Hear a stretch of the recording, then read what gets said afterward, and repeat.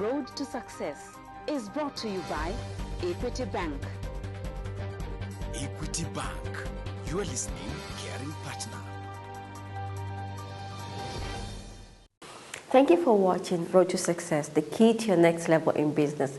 This week, we have the pleasure of meeting Esther Itende of Zuwena International School. Karibu sana to Road to Success. Thank you. It's really an honor to have you here.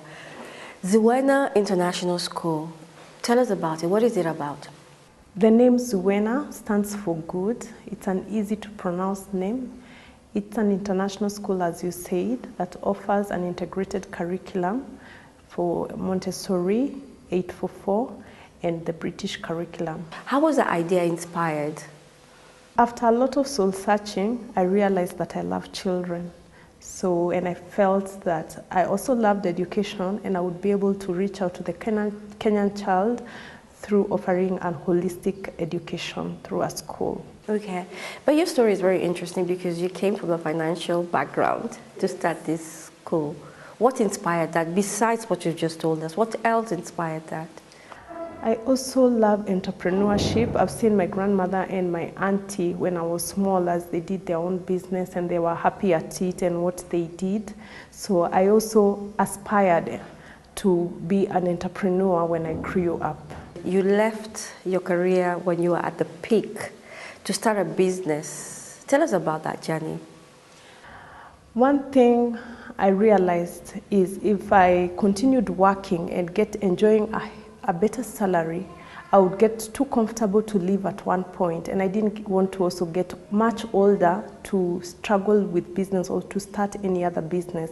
So I decided to quit when I was still young, and before I got to... And making a lot of money. Yes. But the journey to where we are today also started with the business that you had started, because this was not the first business that you started. Yes.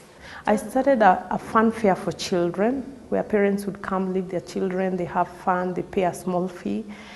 But we were faced with major challenges, and the business had to close after a few months of operation.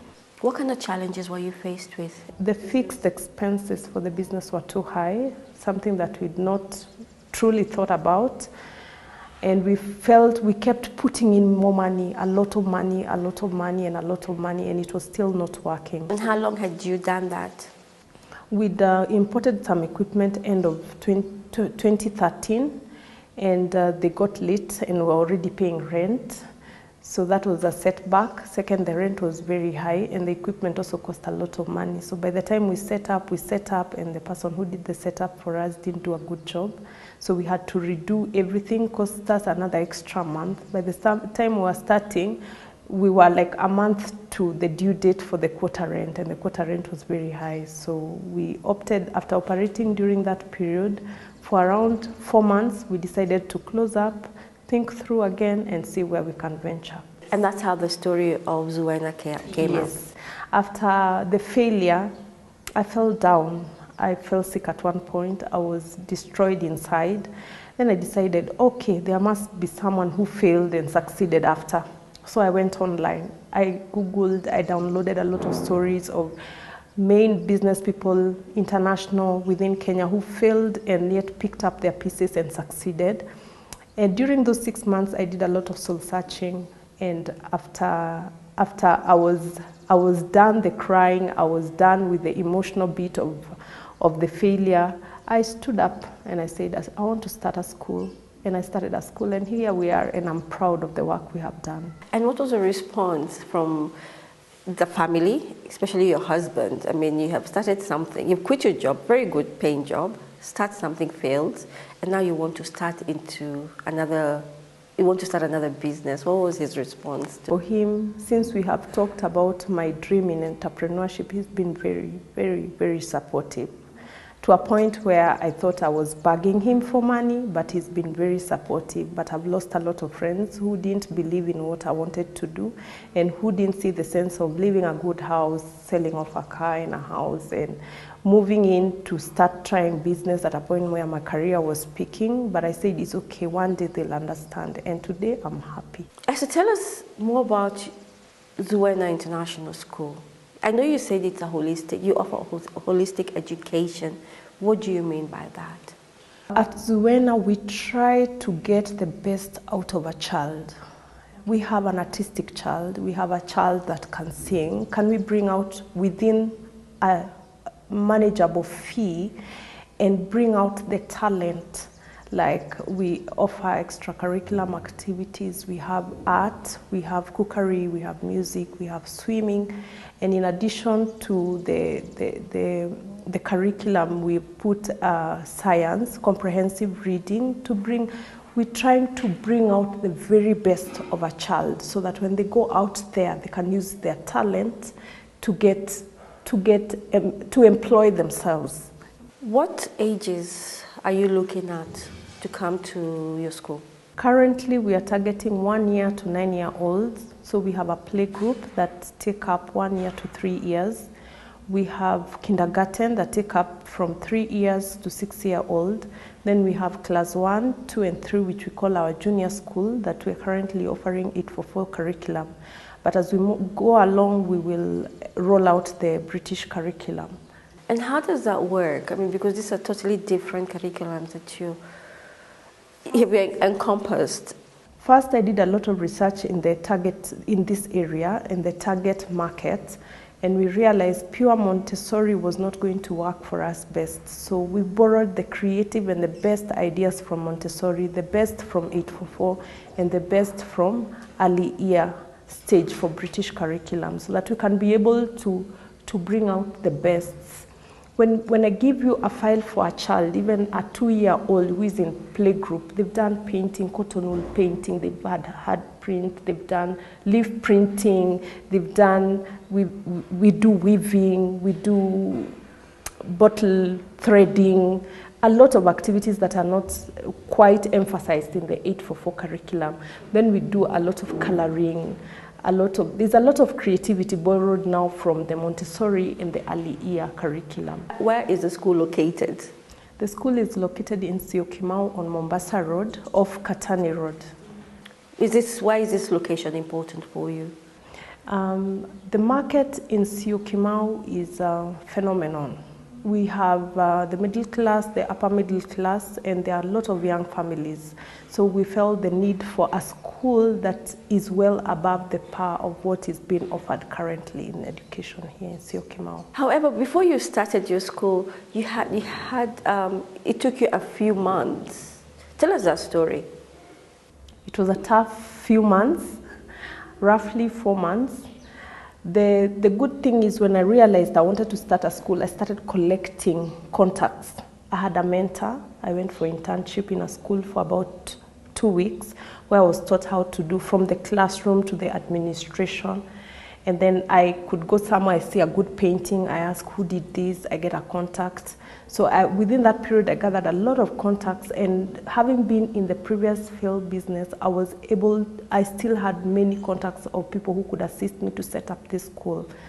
And then I did a lot of work on myself. I did the website, I learned a lot. The marketing I've been doing on myself, learning a lot on the internet, asking a professional to help me, give me tips, how can we do this? So, and together, and plus my husband has been really helpful in branding the school. So, and we've been able to bring up a very well branded and colorful school. What tools did you use to market yourself? The first one has been our website. Our website is very informational. It has the contacts, and on the contact page you can send us an email. The email comes to me directly, and I'm able to respond on time, immediately. And then we have a Facebook page where it is very interactive. We receive messages and we respond to them real time. And we post a lot of activities that we're having with the children. Then I've offered a lot of discounts to attract parents. Plus we've created a really warm environment for education for the children. Esther, we must take a break, but when we come back, we'd like to know the role of the parents in your success, and of course, competition in the education sector. You're watching Road to Success, the key to your next level in business. Don't go away.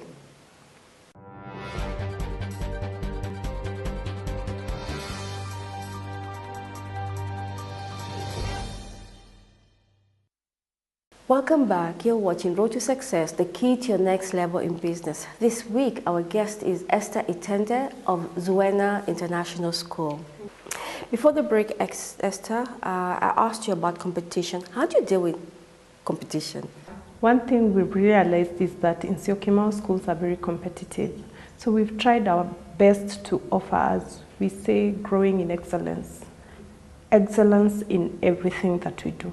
The way we color our school, we decorate our school, the way we teach our children, what they write in their books, the way they even respond to their homework at home. You can tell there's something different about Zuwena International School. And what is the role of parents in this journey?